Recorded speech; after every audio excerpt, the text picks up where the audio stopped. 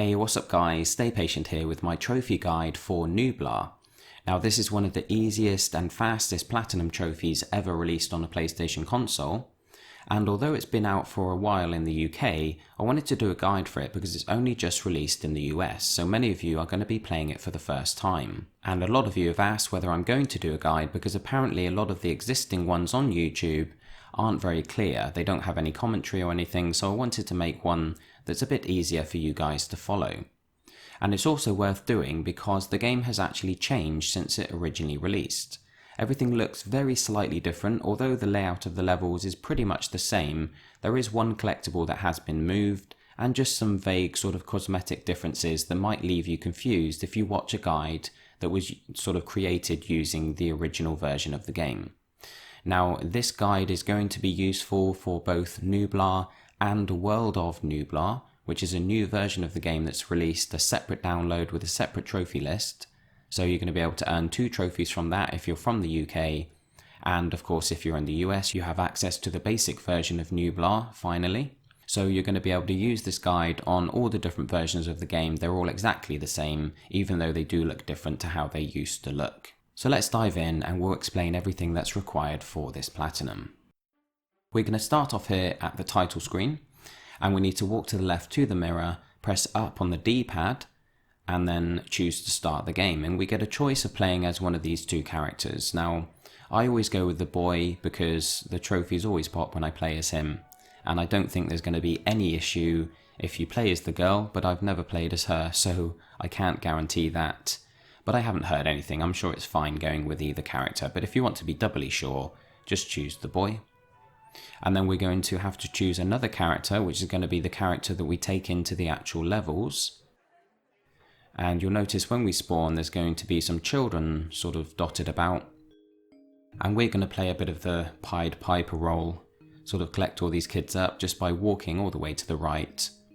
And there's going to be quite a lot of walking in this game, especially when we get back to this screen between each level, because it's quite slow moving and there's all these windows and paintings.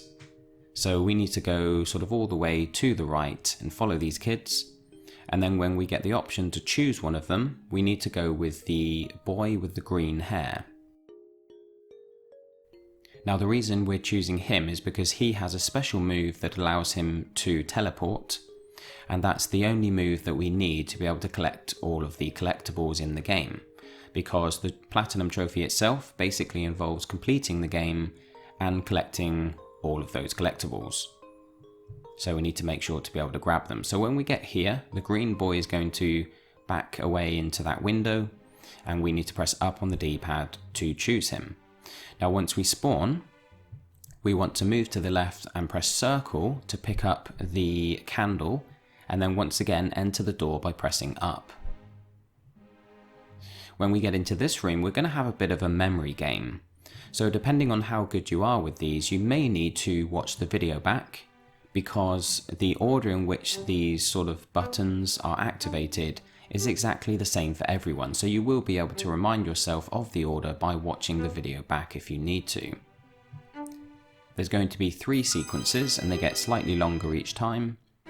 So you're just going to copy the order of all these buttons in these notes, and then you're going to be allowed out of the room.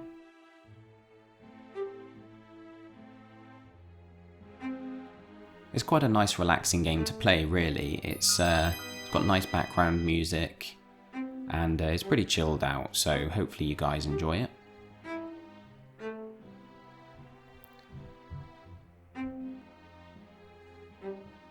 So we're on to the final sequence here, and once we complete it, it's going to sort of back us out of the puzzle or the game, whatever you want to call it, and then we can leave the room through the door. So that's basically chapter 0 done. Every time we make our way back to this corridor, we need to follow this same boy. And once he backs off into another window, we need to follow him once again with up on the D-pad.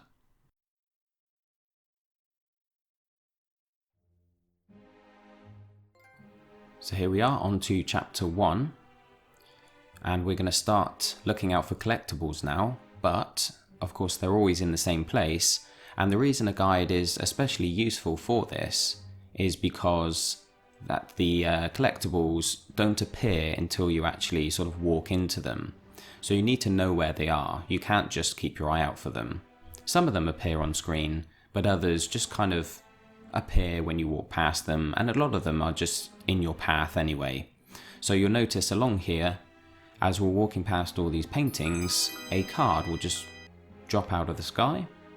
We need to press circle to pick that one up, and then we need to do the same on this candle, which is a story related item.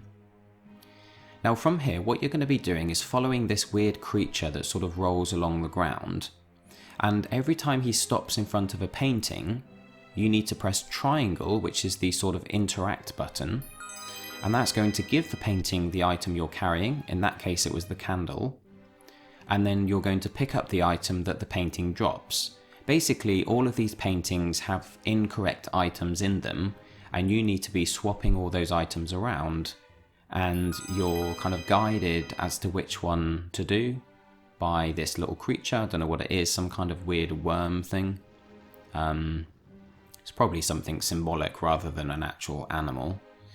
But every painting he stops at, just press triangle and then circle to pick up the new item, and then take that item to the next painting and rinse and repeat. So the end goal is to sort of find the key to be able to get through the door that we just walked past in the center there. So the key is in one of these paintings, so if we keep following the chain, eventually we'll pick up an item. There's the key there in that sort of beach painting. So if we keep following this little guy here, we'll eventually be able to pick up an item that we can then swap for the key.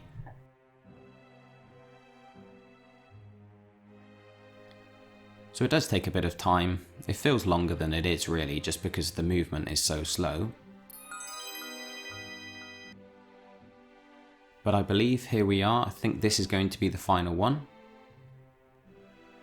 Yep, so once he stops in front of this painting, you can hand it the apple or whatever it is. And now we've got the key. So we're going to take this key and we need to pull that box along again. I didn't mention, I'm afraid, sorry, I forgot to mention that R1 is the button to pull and push the box, although it does appear on screen for you. So you should have been able to figure that out. But once you're in front of the door there, you press triangle to interact with it again and go through. Now we want to pick up the hat on the left of the screen. That's not a collectible, that's a story-based item. And originally in this area you had to drag 2 boxes onto that lift to get it moving. But now they've changed it, so all you need to do is walk to the right and it will trigger this lift. Now I'm going to leave the hat on this level.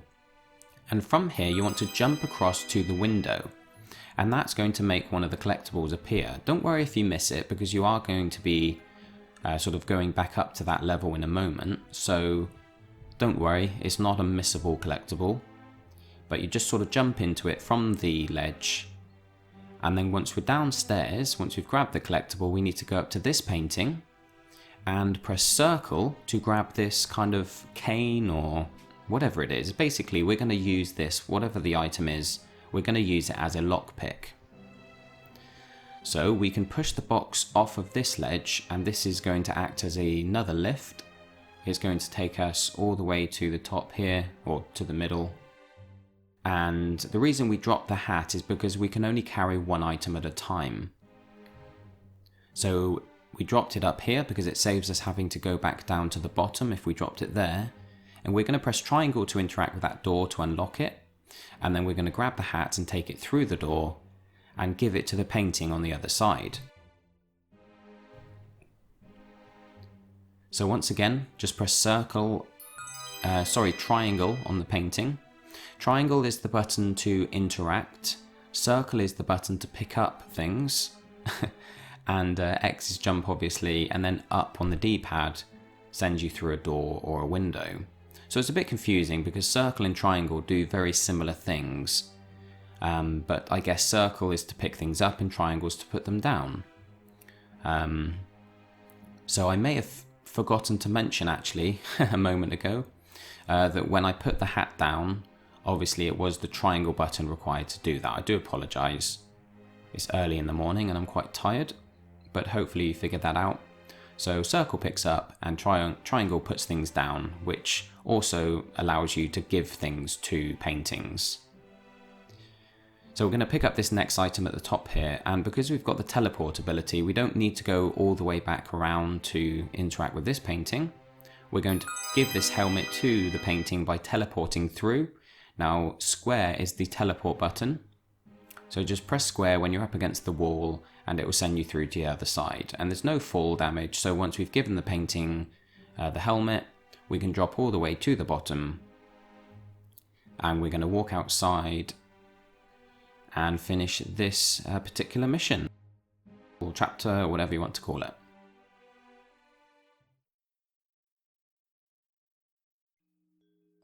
So once again, we are back at the corridor. We need to sort of interact with the boy, which will happen automatically when we get close to him. And you can just keep skipping all of the lines of dialogue as we've been doing so far. You just press X to skip through them. Not that there's many really. But you can get them off the screen nice and quickly to speed up this platinum. So we're going to follow him all the way. It's a bit rude of him kind of running ahead. But once he stops in front of this window, we can head inside. And this is going to be chapter 2, I believe.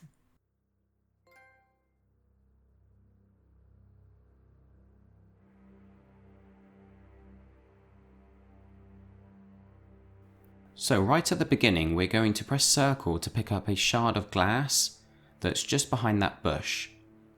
Now from here, this is the collectible that's been moved. They've moved it over here. You see just above us is a sort of moon shape thing. And I believe you can hold down X to jump higher. Either that or just try jumping from different spots on the rock here. Obviously you're going to be using R1 to move the rock back and forward. Now when we drag it back in this direction, we're going to use it to climb up on this ledge, but you don't want to pull it all the way to the ledge. It doesn't matter if you do, it's not the end of the world, but if you leave a bit of a gap, that just makes things a bit quicker for later. Now you could crawl under this ledge, but there's a collectible on it, so you want to jump up there and grab the collectible with circle. Now we're going to push this next rock along and use it in the same way to climb over these ledges. And basically, oh, there is another collectible here. It will appear automatically as you walk down that rock. It's one of the least well hidden collectibles in any game ever. It just appears right there. Just make sure you don't jump over it. Now when we get to this mirror, that shard of glass we picked up can be sort of used with the triangle button to start fixing the mirror. And there's a second shard of glass just next to where that creature is, and I think he kind of takes you to each one. Now I got a bit confused here because it didn't seem to be putting the glass into the mirror, but then I realised that if it puts it on the ground, just leave it there and eventually it will kind of tie itself to the mirror. The third piece of glass or piece of mirror is just to the left of this platform that's going up and down in the hole there. So you want to grab that with circle and then go up to the mirror and press triangle to place it down. And then there are two more pieces, and I fell off there. We're going to climb back across the rock and all these ledges, and there's another piece just on the floor in plain sight. So we want to pick this one up and make our way back. Once again, lots of walking back and forward.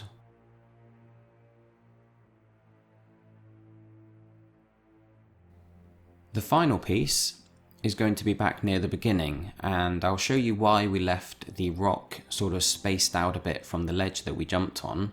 It just makes things very slightly quicker. And this is the kind of game that if you are aware of things like that, you can finish it in about 20 to 30 minutes. In fact, all 50 of the fastest times on PSN profiles are under 30 minutes. Now, when we get to this, we can press down on the D-pad to crawl under, and then press up on the D-pad to stand up. Now, if we'd pushed that rock all the way in, up close to this ledge, then it would have blocked us from being able to crawl through. And if you have done that, then simply use this second rock that we stood on now, drag that all the way across and use that to climb up to the ledge and climb over rather than under. but it's just a bit quicker if you can crawl under, because it saves you from having to drag that rock back and forward. So once we've done this, obviously press triangle with the final piece, and that's going to fix the mirror, and it's going to allow some light to shine across. So we're going to pick up the mirror with circle, and then go to where the light is shining and press triangle to place it down. And that's going to create a doorway, so just press up when the mirror starts shining, and we can climb through it. Now in this area, we want to walk up to the first step here, and then press square to teleport through, and there's a hidden little collectible here that we wouldn't have been able to get if we'd chosen any of the sort of other characters, any of the other children to play as. So we can teleport back out again, and we're going to jump up all these ledges, and up here we're going to have a bit of a puzzle. It's like those old games that we used to have where there's a picture and all the pieces of the picture are muddled up and you have to kind of move them. Although we're not actually moving them one at a time, we can just change each one. You'll see how it works. I probably haven't explained that very well, but basically you're just going to click X on each of these squares until you have the correct part of the picture. And what I'm going to do is have an image of the picture in the top left of the screen now. I'll edit that in so that you guys have a kind of reference point. Because some of these pieces aren't immediately clear or obvious, you know, which one needs to be where. The elephant's fairly straightforward, of course, but then the rest of the shapes, some of them don't sort of, they don't carry across from one square to the next, so it's difficult to know which one you need to have. But obviously, you can just follow my lead here, get all the pieces into the right place, and you'll also have the picture on the left just as a reference, a bit like when you're doing a puzzle, I suppose. You need to have the box, you know, in front of you so you can see what the picture actually looks like.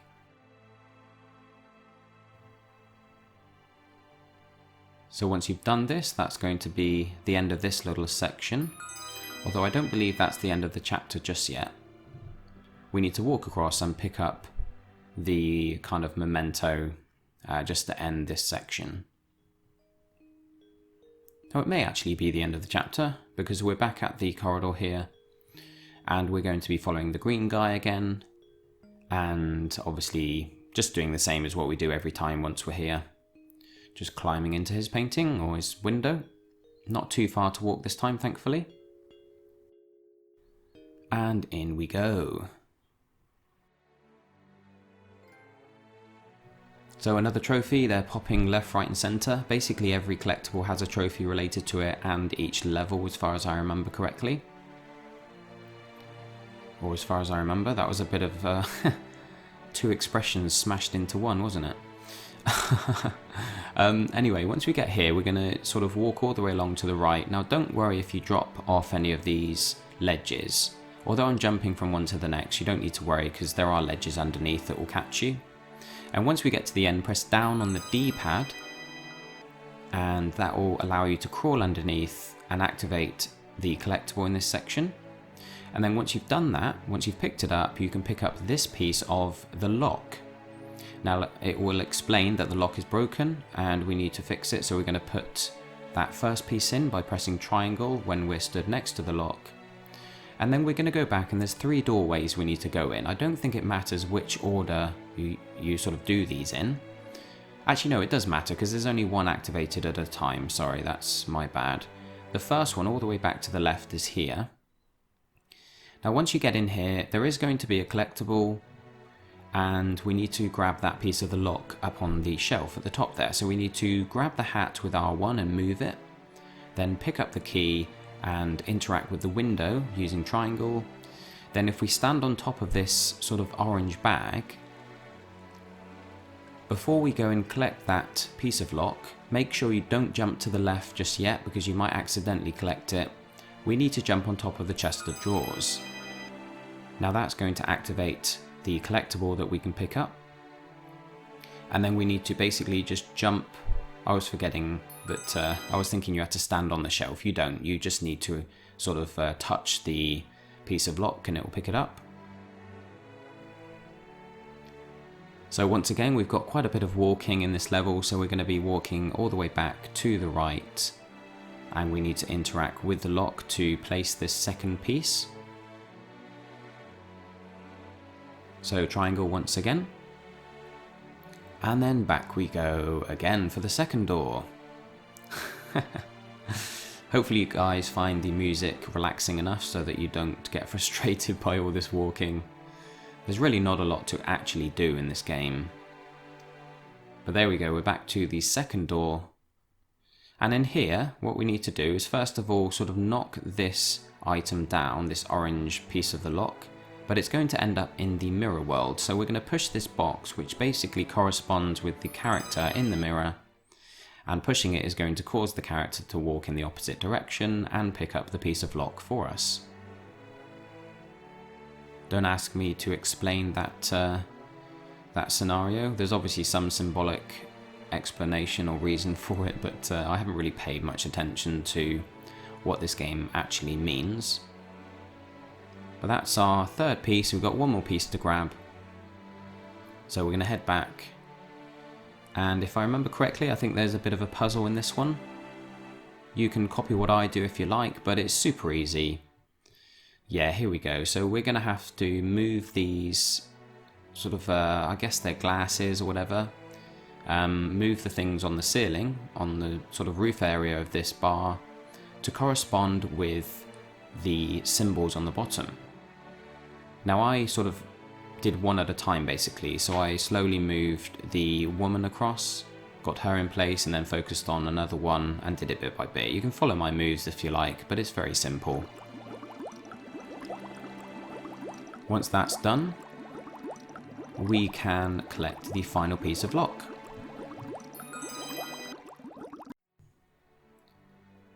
So we're going to carry this across and interact and fix the lock fully. Now this lock, it can glitch. I think they might have fixed it.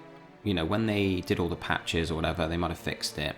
But it might glitch to the point where it's only visible on half of the screen. So I'll explain what to do in a second, but we need to activate the bottom right part of it. So we use the analog stick to move right to left.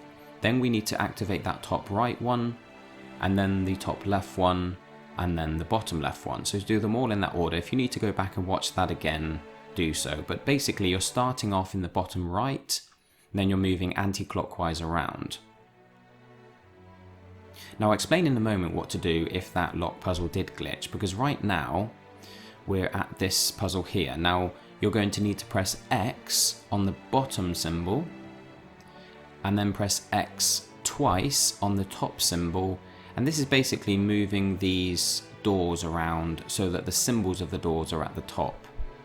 And then we need to press X on the middle one 3 times. Now if you press circle by accident, it's going to move the doors in the opposite direction. So if that happens, then just make sure to press X again to reverse it. Now if that lock puzzle did glitch and you can only see part of it, then you'll just need to remember that pressing right moves you from the top left to the top right to the bottom left to the bottom right, and you can kind of figure out which of the particular mechanisms you're on by how many times you've pressed the analog stick. But it should be fine by now.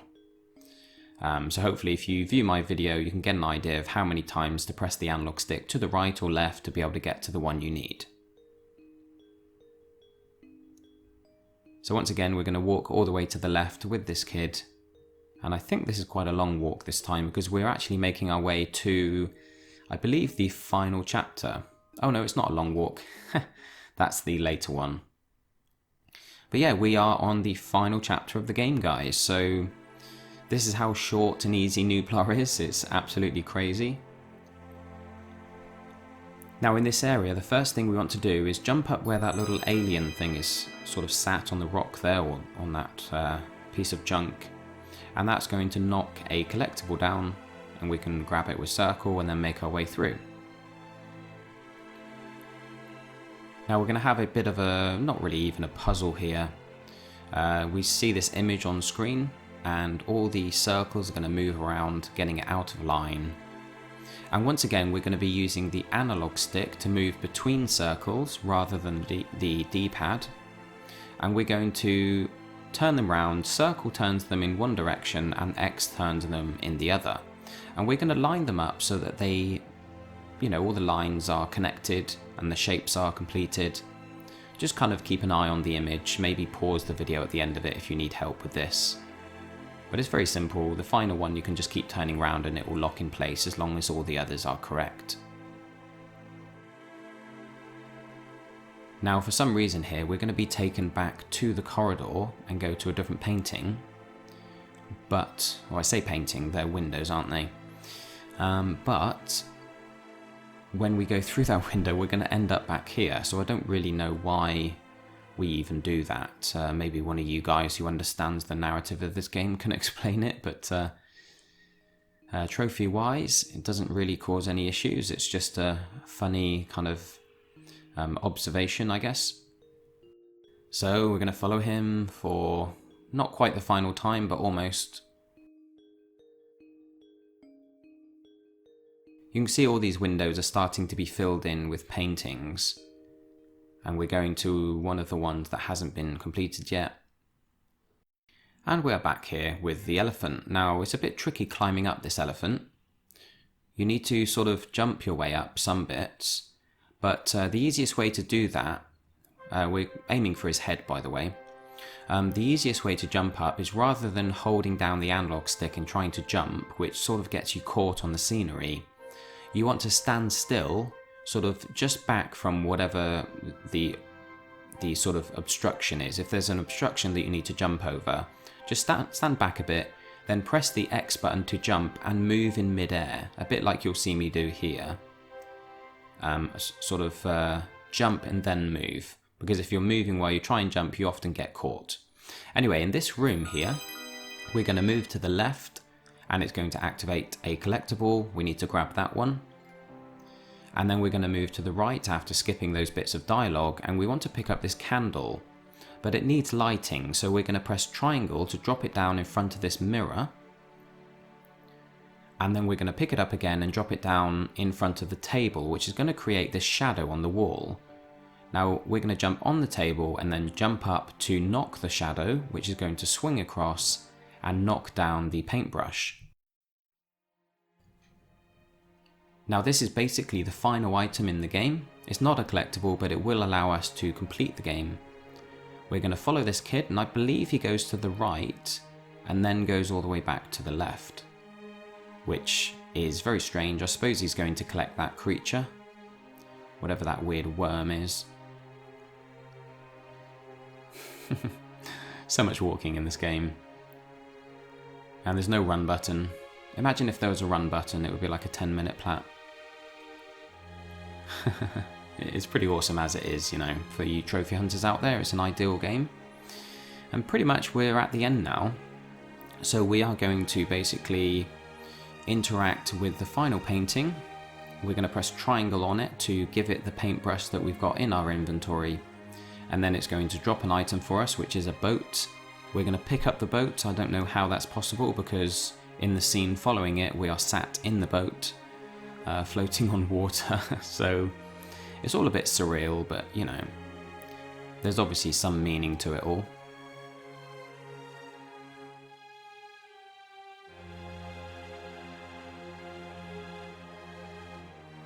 There we go, on the very last painting, you'll notice the item, so press triangle, then circle, and that's basically it, guys. You're going to need to wait for the credits to roll. So we're going to wait that out, but there's quite a long sequence here, so if you do want to fast forward, well, to be honest, you don't even need to watch this, but if you do want proof that the platinum's going to pop, then you can skip forward to the end. But I'll take this opportunity to say thank you very much for watching as always. I get a lot of support from you guys on the channel, and I know several of you were saying that you'd love me to make a guide for this, so I thought, why not? It's an older game, and there are guides up already, but I figured, why not oblige? This channel's all about bringing you guys the content that you want, so let me know if there's any other games you would like me to do guides for. If they're games that I know and that I'm comfortable making a guide for, then I will do so. There's quite a lot of easy platinums this year, In fact, I'll take this opportunity to announce that I am making an easiest platinums list from 2016. Now, the whole point of that list is to kind of celebrate a year that has probably been the best year for trophy hunters ever. I've done a lot of top 10s throughout the year, but they've been looking back at the whole catalogue of the PS4. But I wanted to kind of do a video that will sort of be a trip down memory lane for you guys who've been following the channel. Because we talked about a lot of easy platinums this year, and you know, there have been more easy trophy sets released this year than any year I can remember. So I thought I'd do a top. It's not going to be a top 10 actually. I'm in the process of whittling down a list, but it's going to be much more than 10 games. We're going to do like a quick fire video, and hopefully everyone loves a end of year sort of top 10 style video, don't they? So hopefully it will draw more people into the channel, and it will give you guys, like I say, a bit of a trip down memory lane, a bit of nostalgia for the last few months for all these easy trophy sets that we've been discussing. But there are going to be quite a few new ones on there as well. What I've been doing is I've basically gone onto releases.com, which has all of the games that have released on PS4 this year, like every single release. And I've gone through each of those games one by one. It's literally hundreds and hundreds. It took me all day yesterday, but I've gone through all of them, and I've researched them on PSN profiles, on PlayStationTrophies.org, and anywhere else that I can think of. And it's taken me a long time, like I said, but I've basically put together a short list of a lot of games that could potentially be considered to be like easy, quick platinums. Well, not quick actually, they're easy platinums, but they're not all quick. I wanted to make the video a bit more varied this time, so we're going to be doing some AAA games, some indie games. Some of them are quite long, other ones are very short, as you know. But, you know, it's going to be interesting, going to be an exciting video, I think. And at this point, I'm pretty much just filling time because this is a long sort of credit scene that you're going to need to sit through. Now, I could have edited this out, but it's quite nice and relaxing, and it gave me the opportunity just to ramble on. You guys know I love just talking about games and about the channel and stuff. Don't forget to check in later on today for the 4th deal of Christmas out of the 12. I believe that's being uploaded onto the store today. I'll have a look after finishing this video and you know, put together a video talking about whether that's a good deal or not. Hopefully they give us something decent, because you know, the ones so far haven't been great. You've been able to buy most of the deals for much cheaper retail, and of course you have the added benefit of being able to resell the game and make some of that money back. But you know, there are benefits to buying digital. You can, you know, if it's a multiplayer game, you can play it with friends by having it downloaded on both consoles, and also it saves space. I know that sounds crazy. For most of you that's not an issue at all, but for me I quite like having games digital because I've got so many games here that they're already spewing out over all the shelving that I've got. And the more I buy, because I keep them all, I never sell them on, which is why I don't mind digital. The more I buy, the more piled up it gets and the messier my room gets. So I'm going to literally need to spend more money just to buy shelving to hold them all. So I kind of save money in the long run by buying digital, just because it does save space. But you know, that video will be up later today. Like I say, hopefully they give us something decent, something that's a reasonable price, and is actually worth buying, and is probably, you know, hopefully cheaper than buying it at one of the many cheap outlets. I am planning to do a video talking about the cheapest way of buying games as well, guys, so I will do that. It's only going to be relevant for the UK, but I'm going to talk about all the cheapest outlets and how to get money off digital purchases and all that kind of stuff. So in the meantime, I keep saying this, but thank you for watching. Don't forget to like and subscribe if you're new to the channel. Definitely subscribe, because we're all about trophies here. And ask anyone in the comments, they'll probably tell you that they enjoy the channel. I keep getting told that people love it. I'm not really sure why. I'm not sure what I'm doing that no one else is doing, but I love hearing all those compliments. So hopefully any of you new guys will enjoy the content as well. You're about to see the platinum pop, so I'll leave you with the music. Thanks very much for watching, and I'll catch you next time.